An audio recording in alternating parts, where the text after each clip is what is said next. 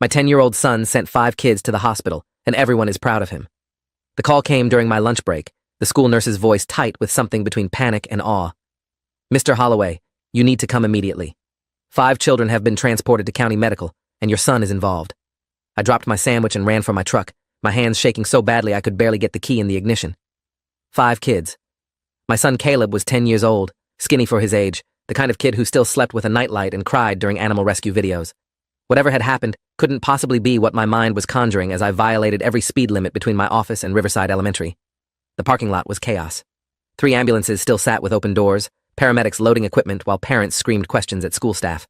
I spotted Principal Vega standing near the entrance with 2 police officers, his face pale and drawn. When he saw me approaching, something flickered across his expression that I couldn't identify. Not anger or accusation, but something closer to stunned bewilderment. He directed me inside without speaking, and I followed the officer through hallways lined with confused students being herded back to classrooms by overwhelmed teachers trying to maintain order. The nurse's office smelled like antiseptic and fear. Caleb sat on the examination table with a blanket wrapped around his shoulders, despite the room being warm. His glasses were cracked, one lens completely shattered, and his right hand was wrapped in gauze, showing spots of blood seeping through. He looked up when I entered, and I saw something in his eyes that made my stomach drop. Not fear or guilt, but a kind of grim satisfaction that belonged on the face of someone much older. Someone who'd made a choice they knew would cost them everything, but had made it anyway. I knelt in front of him and asked if he was okay, my voice coming out steadier than I felt. He nodded slowly and told me he thought so, that his hand hurt, but nothing else did. The nurse, Mrs. Kapoor, pulled me aside and explained in a low voice that Caleb had injured 5 students, 1 critically, in what she was calling an incident on the playground. She said the details were unclear, but that Caleb had been defending himself and possibly others. The words sounded rehearsed, like she'd been coached on what to say and what to leave out. She glanced at Caleb with an expression I'd never seen on a school nurse's face before, something between respect and concern.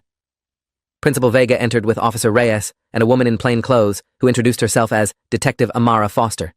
She had the kind face of someone who'd spent years working with children, but her eyes were sharp as she took in the scene. She asked if we could speak privately, and I looked at Caleb, who nodded and said I should hear what happened. The detective led us to the principal's conference room where a laptop sat open showing security footage from multiple angles. She warned me the content was disturbing before pressing play. The footage showed the playground during afternoon recess. I spotted Caleb immediately, sitting alone on a bench reading a book like he usually did. He'd always been solitary, preferring books to sports, observation to participation.